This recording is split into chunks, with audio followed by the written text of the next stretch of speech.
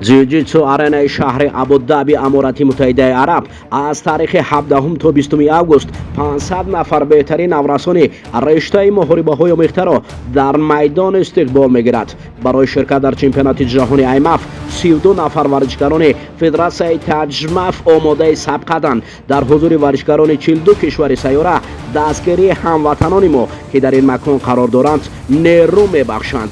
بیایید با شعار خود تاجیکستان با پیش نورسان تاجیک را دستگیری نماییم.